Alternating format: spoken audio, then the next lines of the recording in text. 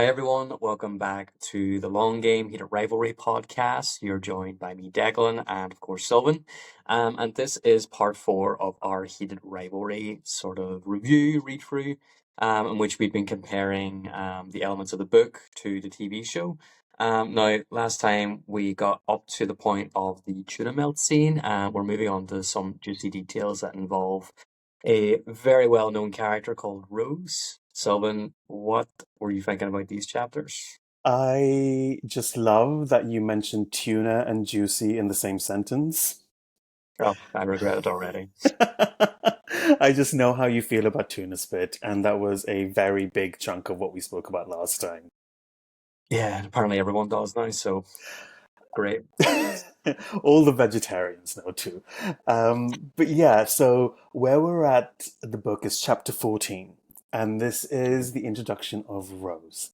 Now, anyone who's been listening to our review of the TV show, does it feel like a long time ago now that we Yeah, did that? it is like a long time. It's like months now, so yeah, this has been a long time ago.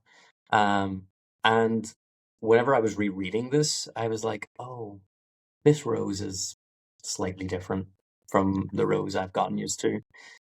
What were your sort of thoughts on that? I know what you mean because I love the character of Rose. I love TV show Rose and I love book Rose.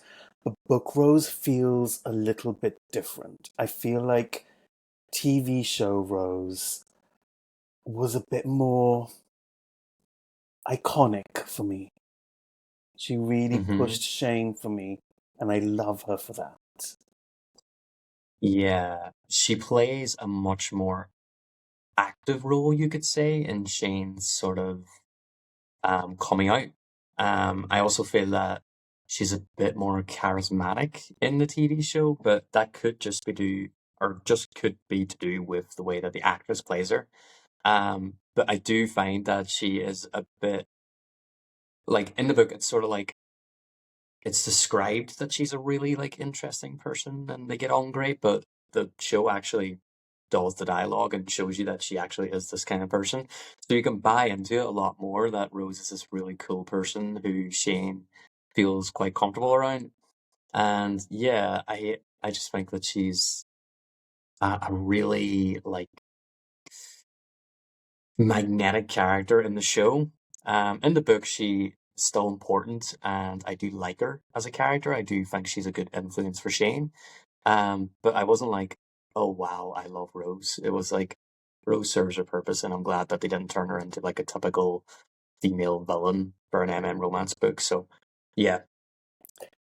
I totally hear that, and I think for me, I still love book Rose, but this is where, for me, actors can really elevate material that they're given. So I think the actress who plays Rose, I think Sophie Nélisse, I'm hoping I'm saying that right, like her chemistry with Hudson Williams is just so magnetic, like you said. And together they really are that couple that you are. I'm kind of rooting for them in a way. I know we want Ilya and Shane to be endgame, but I could really see Shane and Rose together. Yeah, and I think that's sort of done deliberately. And I think we talked about this in a previous podcast where they have basically given each of the guys their perfect dream gear for them that suits them perfectly. And so I think it lends weight to the fact that they are willing to set them aside to pursue each other instead. I just think it's like a almost like a proof of their love in a sense of like you're willing to set aside this amazing person that is more or less made for you to live your truth and to be in love with the person that you're actually in love with. It also, cuts that argument off at the knees of the idea that you just need to meet the right girl and you can settle down and this is just a phase and this you'll grow out of this and you'll marry and you'll settle down and everything will be fine. Where this is basically proving that okay, you do have the perfect person in front of you, you have the potential to settle down and someone who wants you in every way that you want. And it just doesn't work. It doesn't work because it's not who you are as a person, it's not how you're built. So yeah, I think she serves a very important purpose, both her and Svetlana, I think. Though Svetlana more in the TV show than in the book, percent.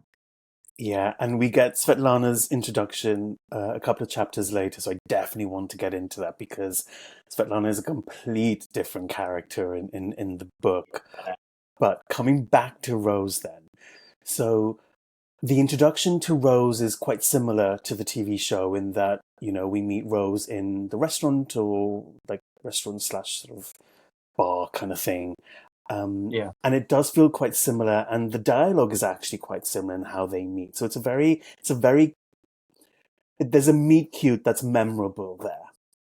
Hmm. However, for me, and I know we've had comments in the past about sort of me picking apart the language, but that's just what I do, and that's what I'm interested in. I'm interested in this is the English literature like student in me, picking apart the language. And here we see Rose talking about, the fritters or the chips, I guess, or the fries in the TV show, and she tells Shane Hmm. about, I can't eat them all.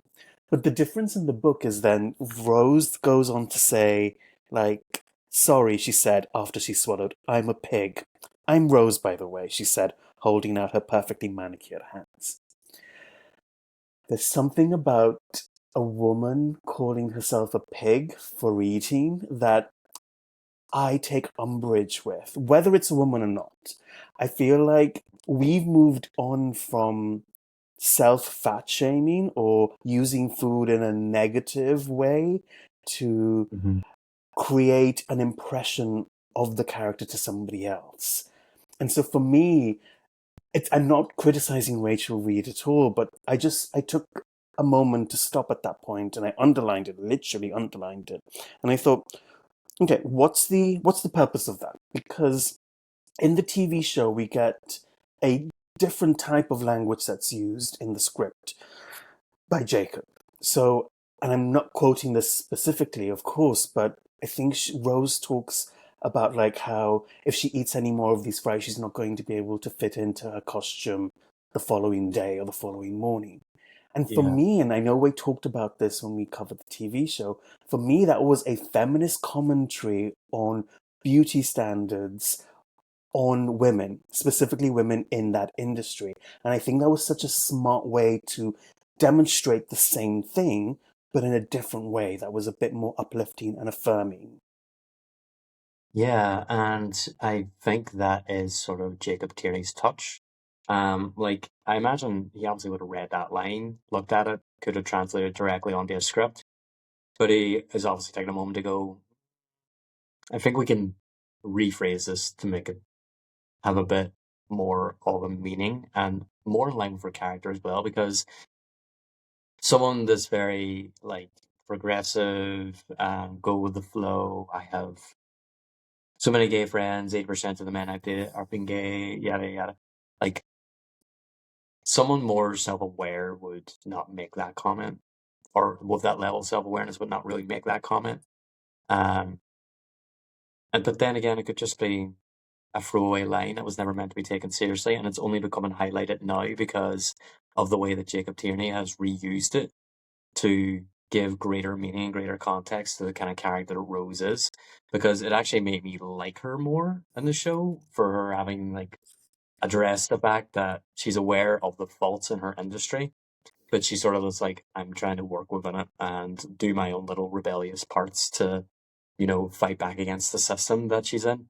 Um, but yeah, it's good that you picked up on it. I think it's interesting that there can be such a difference between two lines in the way that they've been written, even though the message is essentially the same. It's I shouldn't be eating this because I don't want to be too big for whatever reason. Um, yeah, interesting, Sylvan. And you're right, it could have been just a throwaway line that didn't really warrant this much attention from two people reading a book like years after it's been published. But to me, there was something that caught me. Um, Yeah. and something you talked about earlier was about, just meeting the right girl. And this is very much what runs through this chapter. You get this narrative from Shane, and he talks about it in this chapter on page 172. And, there's like a line that says, Shane liked a girl. And I'm like, they're there for Shane. And can I be real here? As someone who obviously has come out now, but growing up with all that internalized shame and wondering, am I gay? Am I not? Am I maybe bi? Am I not? Am I other things? And that's not to say that, being bi or asexual or anything like that is any different. And they don't struggle. Of course they do with coming to terms with who they are. But for me, I very much had a very similar narrative to Shane, where I was like, maybe I just haven't met the right woman. And there Mm. was a period in my life during my teen years where I thought, oh, I could get married to a woman. I could have kids. I could do that. I could have that traditional view of what a family would look like.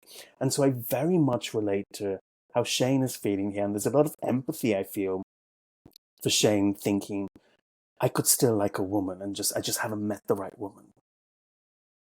Yeah, and it is, I think, quite common with gay men. Obviously, you're built up with the expectations that you're going to, meet a girl, get married, have kids, get the house, white picket fence, and all this. You're set up by society to want to travel that route, or you're not living your life fulfilled, in that sense. And so the initial instinct as well is to just want to not have that be you, because it's hard. Like, it's hard being gay. No one wishes the aggro onto themselves that as a result of you being gay. It's the most unfair element of the whole thing is that you're just treated differently for really what is not really that significant of a difference between people. You just happen to like the same sex. It's really nobody else's business. But society, cultures, and religions have just turned it into this big mission, this big question, when it never really had to be. And so you instinctually want to shy away from, making your life more difficult. And if that means trying to convince yourself that you're this thing and that you can make this thing work, you know, you're gonna try it. I mean, I tried it and it just didn't ring true. It just wasn't me. And yeah, sometimes you just need to try.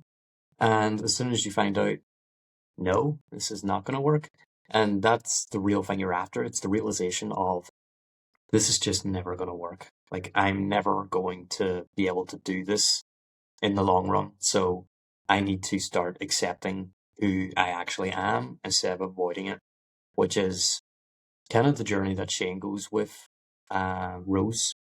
And he's just very lucky that he has someone who is empathetic and understanding enough to appreciate that he is trying and struggling through part of his identity that is incredibly difficult for him to pin down. And Rose has all that patience for him. You're right. Like Rose is the perfect character to be able to sort of usher him through that. And how many of us had girlfriends? And in fact, I remember having a conversation with a group of guy male friends about how many of us had girlfriends growing up, even though we thought we might be gay, and how that changed over the years. And so I think it's quite a normal experience to have those thoughts still. Yeah, I mean, it's such an important experience that Rachel Reid has captured in the book. The idea of having to at least try to, fit in, to try to do the expected thing. And I like that she chooses to do it with Shane, because Shane is very much by the book. I don't want aggro. I want my life to be as smooth as possible, and I don't deal well when I'm throwing a curveball. And so it's important for him to explore this idea, to maybe see if it could work with a woman, because this stuff with Ilya is pretty complicated and it's scaring me. And I'm obsessing over the consequences if things get out. So maybe I can try this instead, and that means I can step away from Ilya. Doesn't go very well, but he has to at least try. And I can understand that and understand that about his character. And thank God it didn't, because we wouldn't have the rest of the book if it did. You know? And how rubbish would that be? I know. There you go. We're going to stop the series at book two. No more.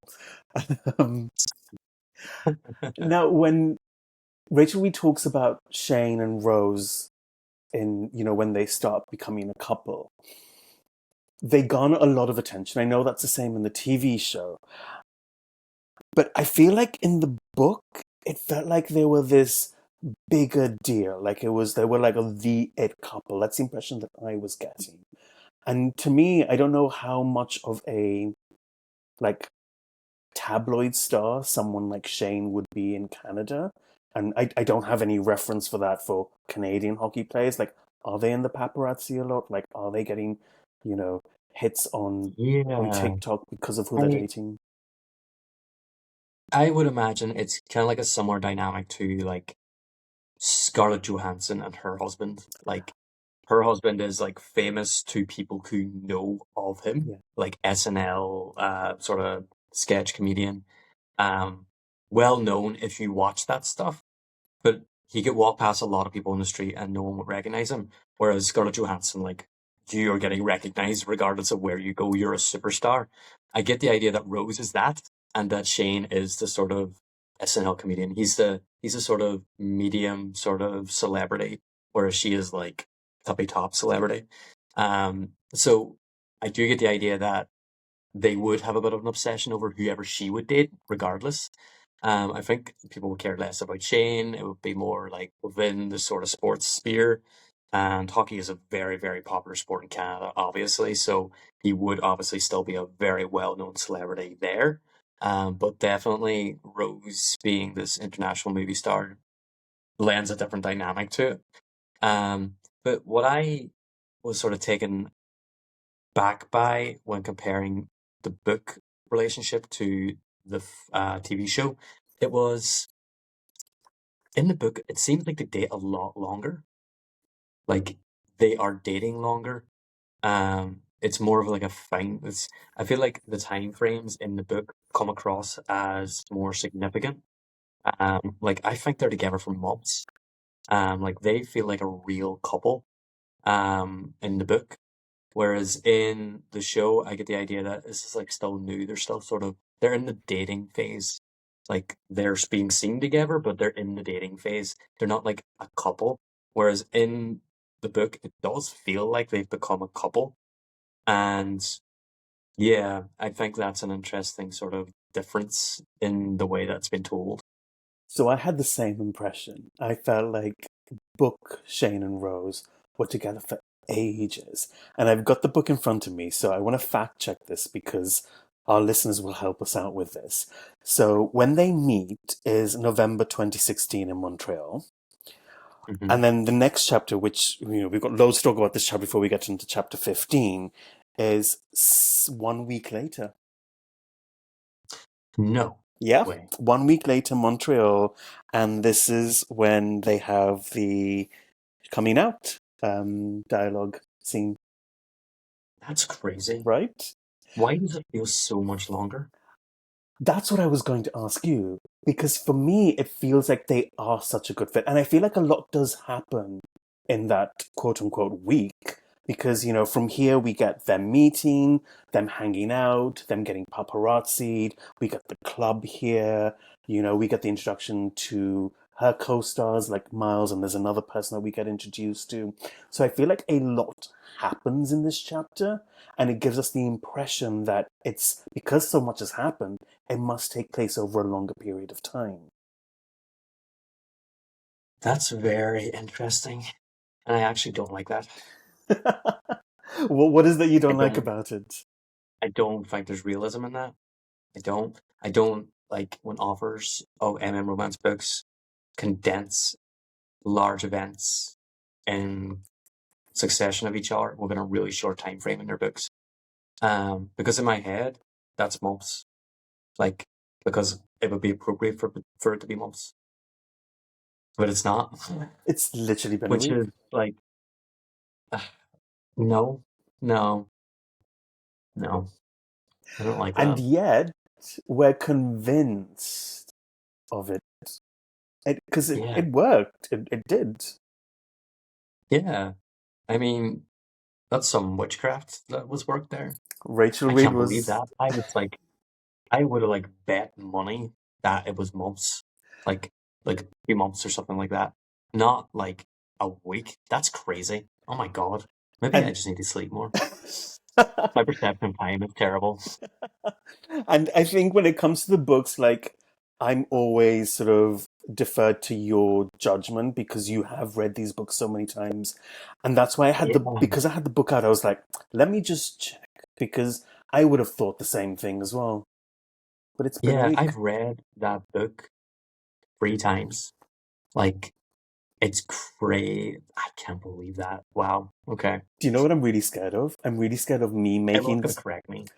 Well, everyone's going to correct me because I'm really scared I've made a mistake and I'm literally flipping through the pages as you're talking. Like, no, it definitely says 1 week later because I will get roasted online if I've made this mistake because it's a pretty significant mistake if I've misread. Yeah. But I'm pretty sure, and feel free to correct me if I've got it wrong, but also validate me if I've got it right, people. If it has just been a week, please let us know because that's the impression I get from what's written. Yeah, that's very interesting that it is so condensed. Well, that puts a different sort of context to it now that this is sort of like a whirlwind celebrity romance. Like it's all very tabloid. It's all very all for show, isn't it? In a sense, it's like plastered. It seems like a PR stunt. Mm. It has a much different sort of context to it because it's not real. It can't be real. They're not together. They're not a couple. They're just two people that met a week ago. Like, yeah, it adds a completely different dynamic to that sort of interaction. I love that you said it's a PR thing because it feels very much in that time frame, not the quality of the relationship, of course.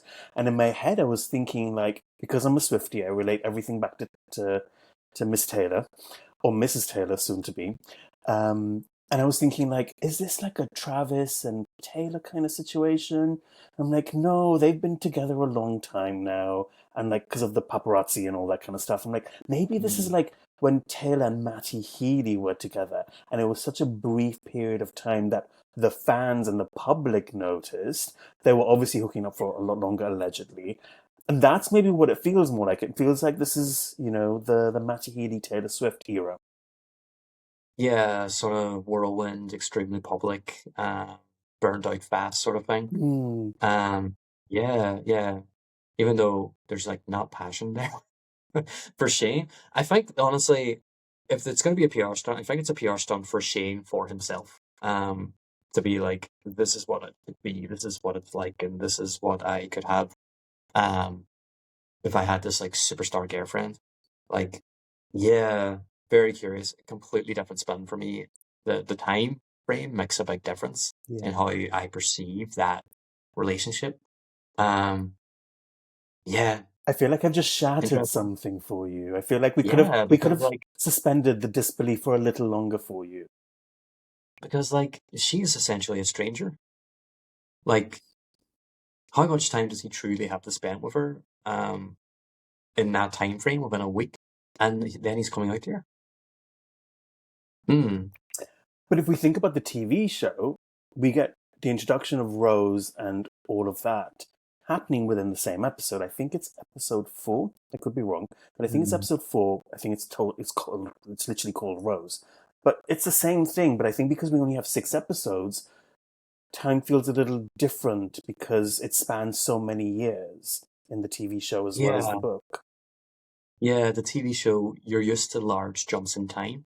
So you get the idea that they're spending a lot more time together and they have like affectionate coupley like sayings for each other. Like they don't just like call each other Shane and Rose. Like they have like affectionate names. Yeah. Hmm. A week. Hmm. A Hmm. lot can happen in a week. And what Not that much. but what does happen in the span of a week is the club. So we get the club scene Yes. here. And I think this is where having the medium of a TV show really changes your interpretation of these scenes here. Because, we get the same setup to going to the club. Like, Ilya's pissed or something, and he's like to his roommate, like, get up, we're going out, kind of thing. And so we get that same setup, but what you don't get in that scene is the tone. So Ilya says, It says Ilya sighed and he sat himself on the edge of the bed.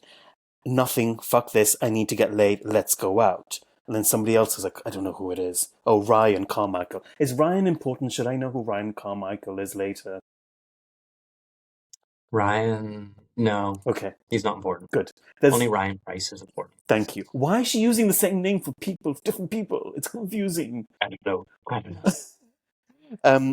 And Ryan says, like, out when Ilya swept his hand in the direction of the large window, we're in fucking Montreal, where we find a club, come on. Now, however, I'm saying this in the tone that Connor's story acted it out in the scene.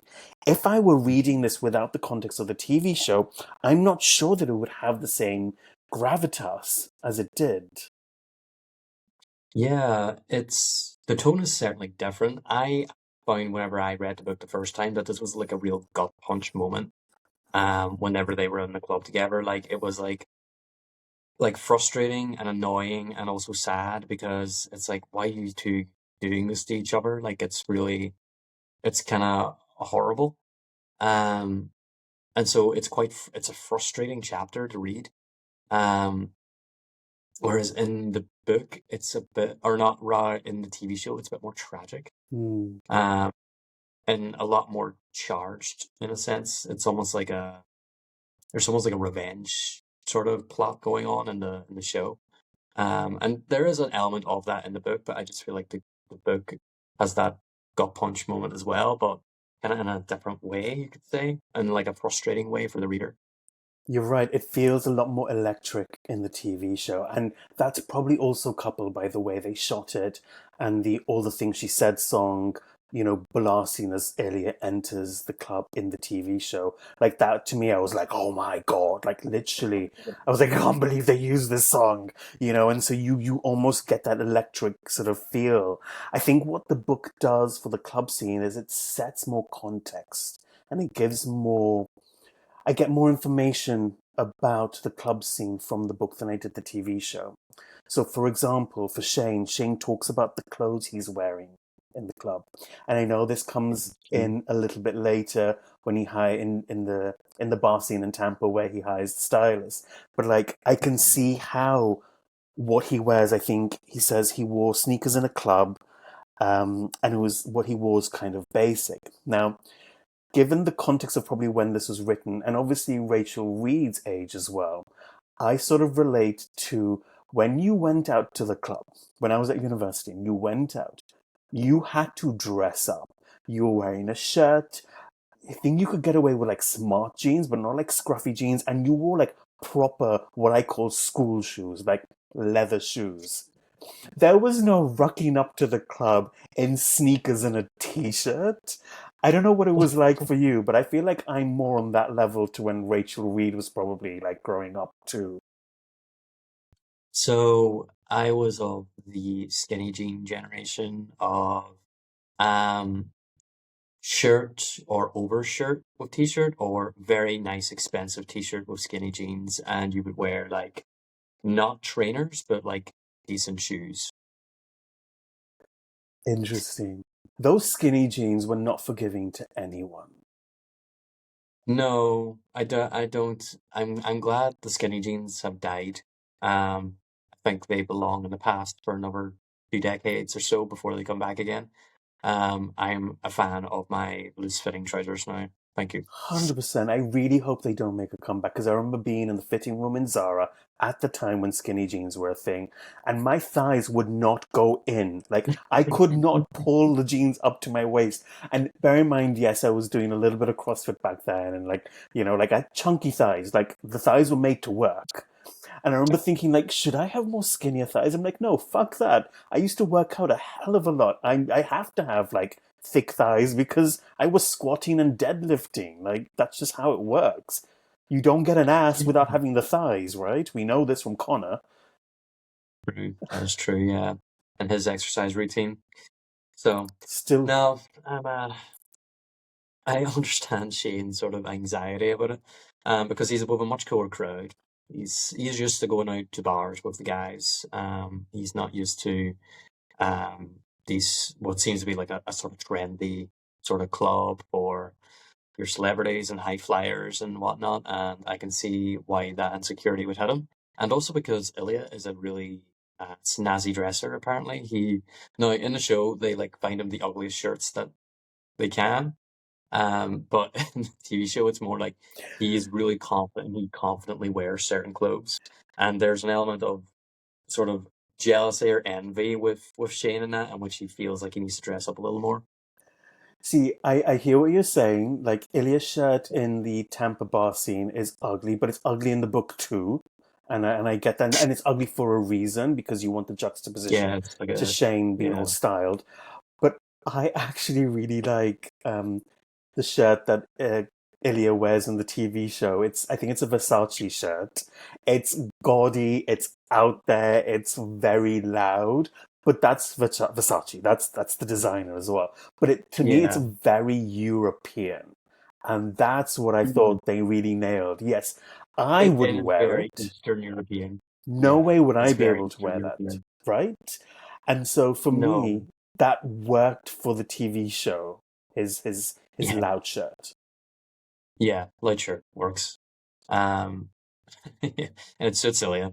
Of course, Ilya would wear a stupidly loud shirt.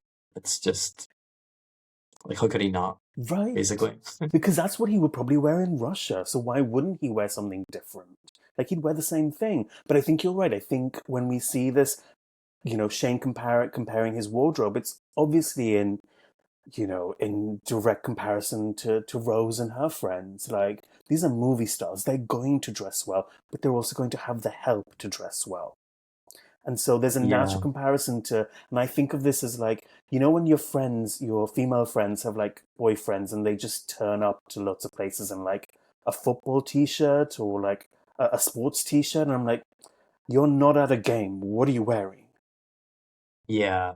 It's funny. My sisters would never let their partners leave the house like that. It just wouldn't be happening. Um, it's funny. But yeah, and I swear to God, see if you walk into a bar in a pair of tracksuit bottoms, like, come on, guys, a bit more effort, please. There's a really funny thing.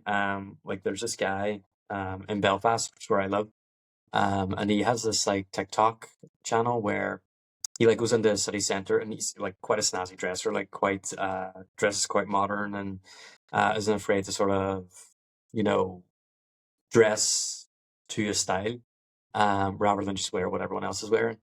And he goes up to these guys, these Belfast lads, and they're always in the same clothes, like matching tracksuits and huge big Air Max shoes. And he asks them, "What do you think of my outfit?" And they're like, "Nah, man, it's not happening. It's not happening out there, stinking.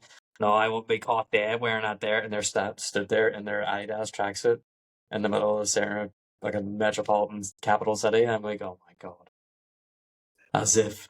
Right. And I think it just takes that one friend or significant other to be like, hun, this is not what we do. And I had that person in my first year of uni. Like, I was that person to dress in tracksuit bottoms, not a sports t-shirt, but just like a regular but I wore tracksuit bottoms and trainers everywhere. I started wearing that to lectures my first year of uni.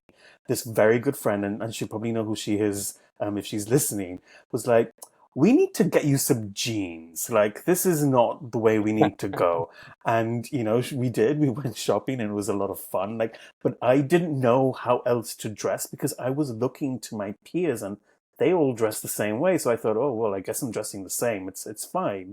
But it's when you take yourself out of that circle, like when I went to university, and I'm like, oh, people aren't wearing tracksuits all the time. Oh, because they're not working out all the time. Yeah, I find um my sisters and my mom, because they were like in my life all the time. Um, I didn't own a pair of tracksuit bottoms until I was probably about 14. Like, I did not run around in tracksuit bottoms. I ran around in jeans, like from like no age. Like as a child, like I would have been dressed to like go to a family event, like no matter what. And I just sort of kept that up. Like I never really wore tracksuit bottoms until like even now, I don't really wear tracksuit bottoms. I'll like sometimes wear them around the house, but I wouldn't leave the house in them. Like it's jeans or trousers. Like I like I'll wear like hoodies and stuff like that there, but like I no, I just don't wear tracksuits.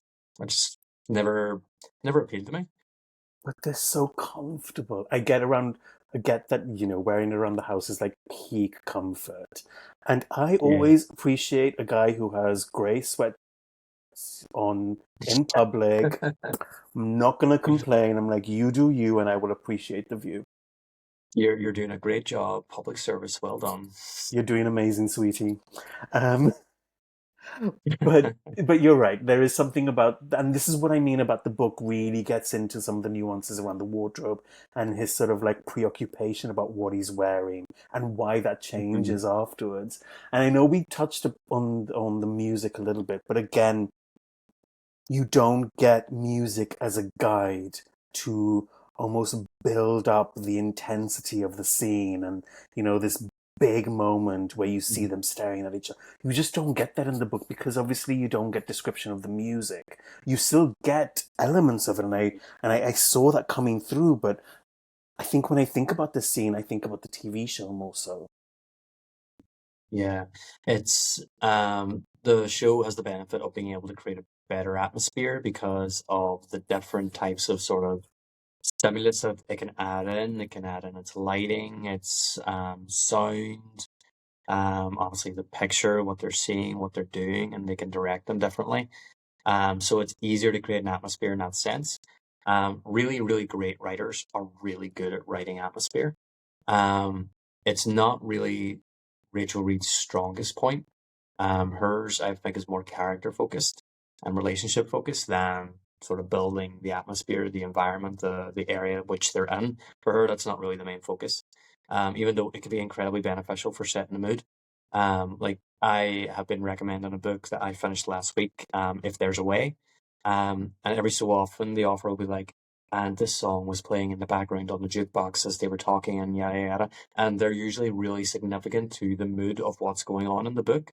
And so you could even like if you wanted to crack out your earphones while you're reading it and then put the song on as you're reading that chapter. So I really, really like that element. It's by Jesse Walker, by the way, if anyone's interested. It's the Willem Way trilogy or duology. So the first book is called Where There's a Will, and the other one is called If There's a Way, and it's about two guys. One's called Will and one's called Way, and they were in love as kids, but were torn apart by a homophobic father. And then they find each other later in life after life has traumatized them, and they're trying to find a little bit of happiness. So yeah, there's a free book recommendation for this podcast episode as well. So There you go. Come for Heated Rivalry, leave with more books. Because that's what we all need, Declan. We need more books to put on our TBR pile. Like, mine is sky oh, high right like, now. why would you need to spend money on anything else? Like, don't be ridiculous. and and one thing, I have so many notes on this chapter alone, and who knows if we'll move on to another chapter, but I swear we'll breeze through the other chapters, hopefully. But one thing that I sort of also notice is, Rachel Reid is really good at describing like how they're dancing. And, she writes something about Shane smiled back. He had no idea what the song it was. He kept his fingers on Rose's waist, barely touching, as she closed her eyes and slid a hand down his chest. And I think what she does here in her writing is, I love the way she describes the dancing because then I can picture it.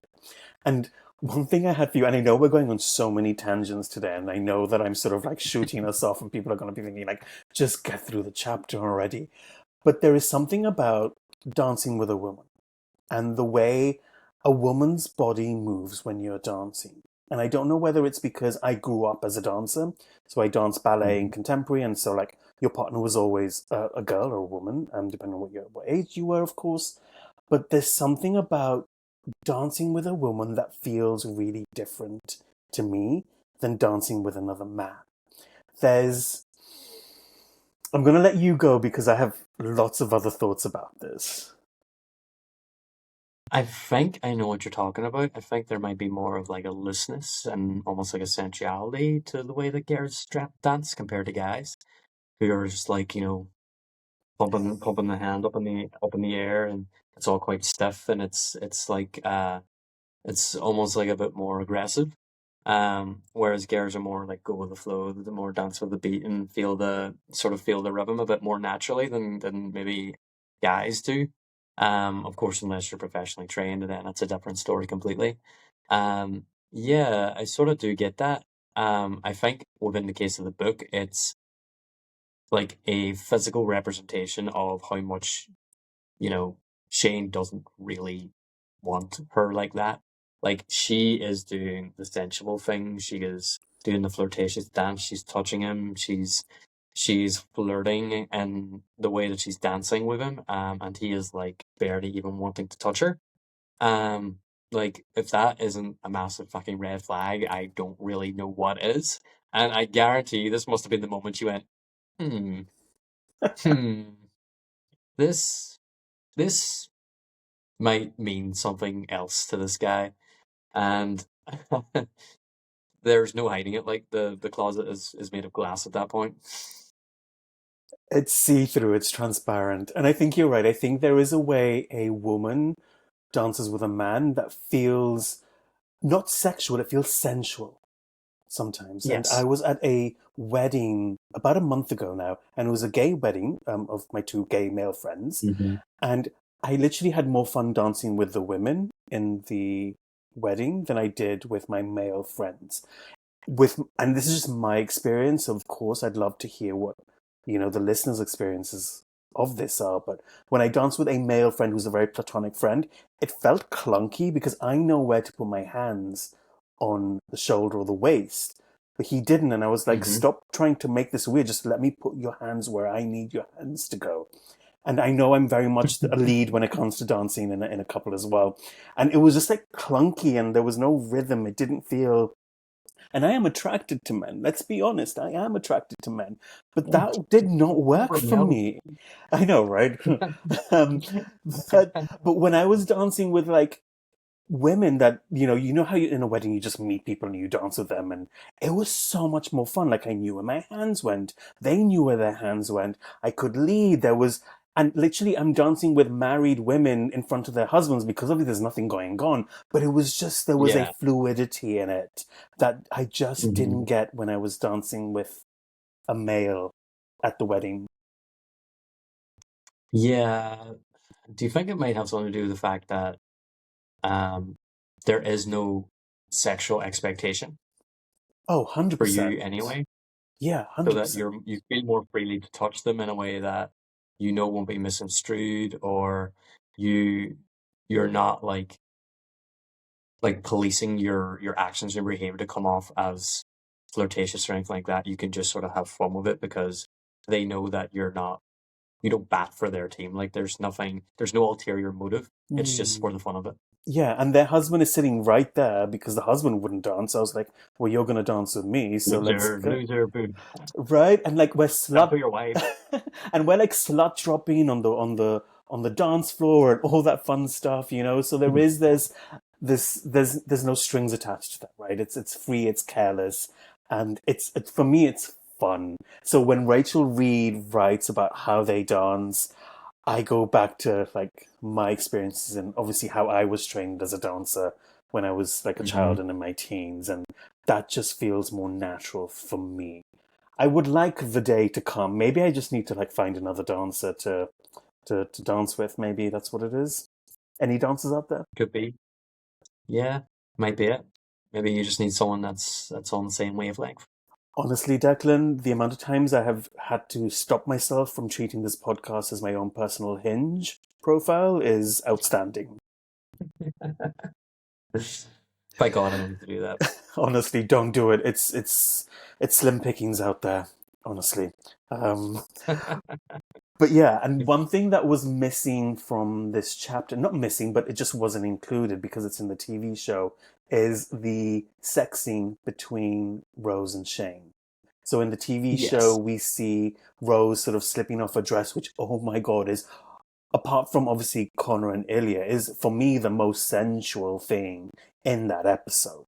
Like the Yeah. way Rose walks up the stairs in the TV show, slips off her dress, and like the ass on Sophie Yeah. Nélisse. I apologize for objectifying her, but holy shit. Anyway, you don't get this scene in the book. You don't get the scene where, you know, Shane and Rose have sex, and we later find out that, you know, Shane doesn't really perform as well. I think it's commented in the next chapter, but that Yeah. to me was so pivotal because what you do get, and this is, I think, alluding to what you said, or you've been saying this whole time, Rachel Reid likes writing for Ilya. What we do see here in the book is Ilya sort of trying to hook up with this girl, and the boyfriend is watching, and he's just not into this cock situation. Yeah. And he ends up going home and masturbating in the shower. And this is where I think, does Rachel Reid have more fun writing for Ilya? I genuinely do think that she does. And I don't blame her. She has made a much more interesting character for Ilya um, than Shane. And it's not that Shane is uninteresting, it's just that Ilya is so interesting that, yeah, it just creates like an imbalance between where she really wants to draw her attention to. Like, really, we should have went home with Shane. Um, I think I think that's where the story needed to continue. We needed his experience of what was happening with Rose, his thoughts, what was going through his head while it was all happening, how he was feeling about the anxiety of not being able to perform. There is like so much there that could have been done. And it's just not explored in proper detail, which I think is just a missed opportunity, unfortunately. So you're saying if Ilya had gone home with Shane, that would have been explored more? Yeah, I feel like if not even necessarily even having Ilya involved, more like if Rachel liked writing Shane more, she would have followed Shane home in that instance because his story was the more important to be told in that moment. Because he's the one that's being torn up by all this. Like Ilya is upset as well. He doesn't want to see Shane go, but at the same time, we need to know what's going through Shane's head as he is doing this thing that is sort of going against his nature. Why is that very important moment being told as like an afterthought, like the chapter after where he's sort of talking about it in hindsight? We could have been in that moment. We could have had a really great internal struggle with Shane, and we don't. We wander off Villia instead, and we never get to really experience that moment with Shane, which I thought would have been really, really important for him. So yeah, a bit of a missed opportunity, I think, and an important one. I see where you're coming from because for me, and we talked about in the last episode about who's narrating the chapter here. And Shane is the most interesting point of view in this in terms of development. But the way I read this chapter is I read it from Ilya's point of view. Like, she does mention Mhm. both, so it's not that one dominates the other, but I very much see this from Ilya's point of view, whereas I think Shane's inner monologue is going to tell us more as a reader. Yeah, yeah, it will put us more in the moment of where everything is sort of kicking off. Um, Obviously, you have Ilya's inner struggle. Um, I think seeing that from Shane's perspective would have been more interesting. I think it would have been a bit more emotionally charged because you don't know what Ilya's thinking in that moment. There's just so much opportunity for like extra angst and build up and also exploration of Shane's feelings that could have just been looked into more in that instance. Um, yeah, it's just, I suppose, just a missed opportunity. I think we're on the same page, quite literally, here. And speaking of pages, I think this is a good time to take a pause and stop because there has been so much in the club scene that we've talked about, and so many tangents that I've so enjoyed going off on with you. So I hope the everyone who's listening has enjoyed that too. We're going to stop here at the club scene because the next scene is chapter 15, or the next chapter rather, is chapter 15, and this is where Shane and Rose have that conversation. And Shane comes out to Rose. And I really want to give it the time because it is such a pivotal scene to the whole series in the book. So we're going to stop there for today, everyone. Please join us in the next episode, and we will be more consistent with going through the book as the episodes go on. So we're going to stop there then.